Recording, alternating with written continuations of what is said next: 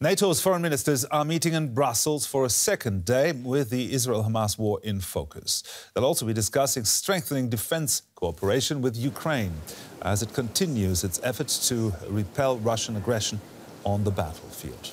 The NATO alliance will also push forward talks on Sweden's bid for membership. Turkey has told Sweden it expects to ratify accession for the Scandinavian country within weeks. Well, Ukraine's foreign minister is attending the talks in Brussels. He is pushing NATO members to ramp up the delivery of weapons, ammunition and supplies. He is also expected to discuss NATO membership for Ukraine. NATO Secretary General Jens Stoltenberg said that was not a question of if, but of when. And this meeting demonstrates that Ukraine is moving closer and closer to NATO. And at the meeting, we will discuss how we can support your path towards NATO membership. All allies agree that Ukraine will become a member of the alliance, and we need now to discuss the path forward, the reform efforts, and how NATO can support you in implementing those reforms. And NATO's newest member, Finland, has closed its border with Russia. That's after a sudden increase in the arrival of refugees, which Helsinki says has been orchestrated by Moscow. DW correspondent Terry Schultz spoke with the Finnish Foreign Minister Elina Valtonen. Thank you very much for being with us, Minister Valtonen. So Russia warned Finland not to close the land borders completely, and it continues to say that it may take countermeasures against Finland for doing this. Are you confident that this will solve the problem, and are you worried at all about what the Kremlin may come up with next? Well, Russia is engaging in a hybrid operation against Finland, and we had to take concrete, robust measures in order to counter this offensive.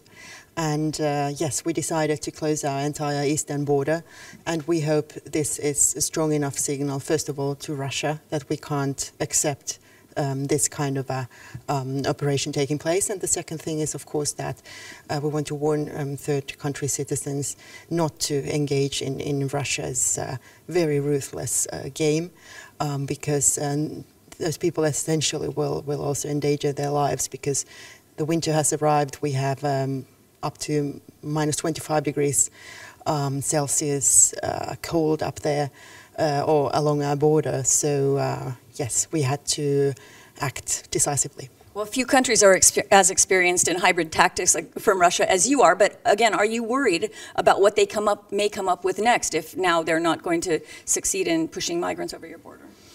We are not worried. We are prepared. And together with our partners and allies, we will take all measures which are needed. But again, we want to tell Russia that this is not acceptable, and we hope that they go back to normal, where they respect the normal border procedures and do not let people to cross the border without valid documentation. But just because you don't let them through doesn't mean Russia won't continue shuttling them and massing them along the border. So are you worried that this still could create a humanitarian situation that puts pressure on your government? And how can you ensure that anybody there who may have a legitimate asylum claim can lodge it as is required by law?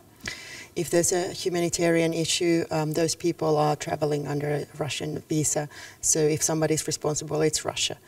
And the second thing is that we are, of course, adhering to our international obligations, and there's also a possibility to apply for asylum in Finland. And thirdly, these measures are, of course, only temporary, and we hope we can go back to normal in this. And I have to say as well that it's very clear here in NATO and among our European Union friends that this is a hybrid operation, and this has nothing to do with normal migration or asylum seeking. How can people lodge asylum applications now? It's very difficult to get to the airport. Should they have a legitimate claim? Well, we do have this process open at the Helsinki airport, and this measure of closing the entire border will only take 2 weeks for now. So looking ahead to the rest of this week and Russia, Sergei Lavrov is now going to be at the OSCE meeting, and your Baltic neighbors are asking countries to reconsider whether they want to sit there with him. I know you've said you'll have strong words for Minister Lavrov, but doesn't this seem like you're back to business as usual if he's sitting at the same table with you? We're absolutely not back to business as usual, but then again, it has to be noted that the OSCE, when it was formed almost 50 years ago, The entire idea was not to have a club of like-minded nations around the same table, but to have a dialogue between countries who do not perhaps share the same values. And unfortunately, we're in the same place today as well. We will have definitely strong words, and I know that our friends, our NATO friends and EU friends will have the same towards Lavrov. We are condemning their actions, their illegal actions in Ukraine. But we also respect the organization of OSCE, and we can't have Russia hijack the entire organization for their own purpose. So it's a stronger message to go sit there and look him in the eyes and say what exactly? We do this for the OSCE, also our partners in the Eastern Caucasus and countries who struggle also with Russian disinformation and malign activities in the region. So the OSCE is important on so many levels to all countries. And again, we can't have Russia taking the entire organization as hostage. Thank you very much, Finnish Foreign Minister Elina Valtonen. Thank you. Terry, let's talk about the path forward. The head of NATO says every country in the alliance agrees Ukraine will become a member and that membership is moving closer. But was there any indication whatsoever at today's meeting of when Kyiv will be allowed to join? There's not, Nicole. And when Secretary General Stoltenberg says Ukraine is moving closer, that doesn't really mean close. We know that it will not be invited at the next NATO summit, so that doesn't tell us anything about when it may be invited. And as you know, they would have liked this offer to come already last NATO summit in Vilnius. So there are a lot of reasons why the alliance can't fathom bringing Ukraine under the umbrella right now. You've got a war raging on Ukrainian territory, and of course, any member of the alliance has the Article 5 collective security guarantee. And so really a lot of members of the alliance just cannot fathom importing a war that they would then have to participate in. There are still some countries, though, the Baltic states in particular, who say Ukraine should be offered membership, that this would help deter Russia from more aggressive action. So there is a debate inside the alliance, but Secretary General Stoltenberg has made clear there will not be this coveted invitation coming already next summer. Mm-hmm. Ukraine fatigue has become somewhat of a buzzword. Is there any sign in the alliance that support for Kyiv might be wavering? It's more than just a buzzword. It's definitely a reality. But every time you ask leaders, and we do this frequently, whether they see it, they say that they don't. And many people were asked today at NATO, including Secretary General Stoltenberg and U.S. Secretary of State Antony Blinken, and both of them say absolutely not. There's no Ukraine fatigue. We see, this contribution offered. We see these billions going to Kyiv. But then you talk to other people, including the Lithuanian foreign minister, who I spoke with after the meeting, and he says, I just don't see us doing enough. So people may say, there's not a complete drop-off in contributions to Kyiv, that people are still sending military equipment and talking about new systems, but we're simply not doing enough to push Ukraine over the edge to be able to win this war. And so in some sense, that's a fatigue in itself. Mm-hmm. And moving on to something else that you've been covering throughout this week, Finland has closed all its border crossings to pretty much all traffic with Russia along their shared border. You've been speaking with the Finnish foreign minister. What has she been saying about the move? That's right, Nicole. Last week, Finland closed the fourth southernmost border crossings, where Russia was basically shuttling migrants to the border and trying to push them across. And they warned Russia that this was not okay and that they would take further action. And in fact, Russia just kept transporting people further up the border. And so finally, Finland had left one border crossing open. And sure enough, there were buses taking migrants up to this very northern point. So today I asked the Finnish foreign minister about this decision to close even that last border crossing. And here's what she had to say. Well, Russia is engaging in a hybrid operation against Finland, and we had to take concrete, robust measures in order to counter this offensive. And yes, we decided to close our entire eastern border, and we hope this is a strong enough signal, first of all, to Russia that we can't accept this kind of a operation taking place. And the second thing is, of course, that we want to warn third country citizens not to engage in Russia's very ruthless game.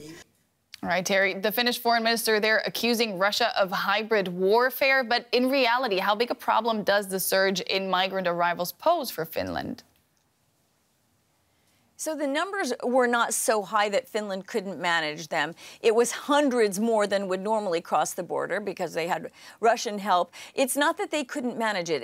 It's that they saw that that Russia planned to escalate this action. This is what the Finnish government said when they took this decision yesterday to close that final border crossing. They said there were signs that they were going to bring even more people there. And you heard Foreign Minister Valtonen also trying to send a message to the people that are coming in on these Russian operations, saying this is going to be very bad for you. The temperatures are already dropping to minus 20 degrees, possibly even minus 30 degrees before long, and you're going to be stuck there because we're not going to let you cross. And so I asked her also, you know, doesn't this create a humanitarian pressure on Finland if you know these people are sitting right across the border waiting for you to let them in? And she said that is on Russia. She said we are not going to take responsibility for them putting people in these vulnerable situations. But it is a difficult situation for Finland to do this. Now, this northern border crossing, the last one, has only been closed for 2 weeks. The southernmost ones are closed for 3 months. So they clearly expect that Russia is not simply going to drop off this activity because they've sent this strong signal. Neighboring Sweden also wants to join NATO. Every NATO country apart from Hungary and Turkey has approved its membership. Any movement there?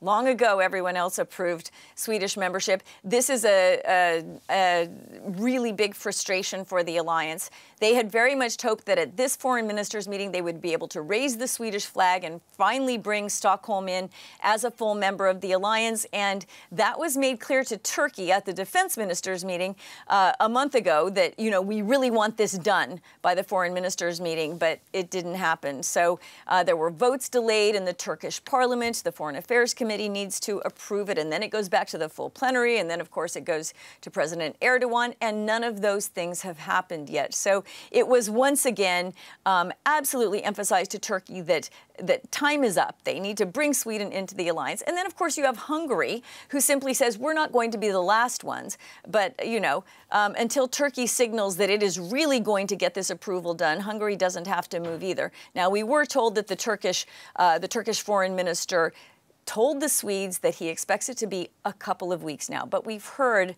a couple of weeks before. So I don't think Sweden is making any reservations to fly back and see its flag raised at NATO until this is really, really confirmed. Now, we only have about a minute to go, but another issue that came up on the sidelines of the NATO meetings was a session for the Organization of Security and Cooperation in Europe that is starting tomorrow. There is talk of a boycott. What's going on there?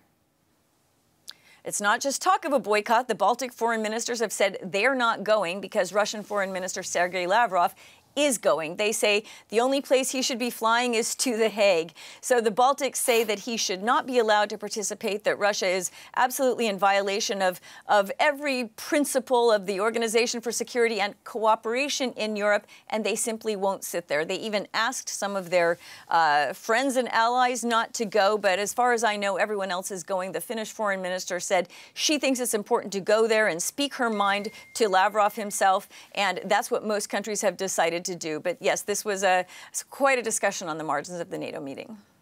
What a day in Brussels. DW's Terry Schultz there to break it all down for us. Thank you so much.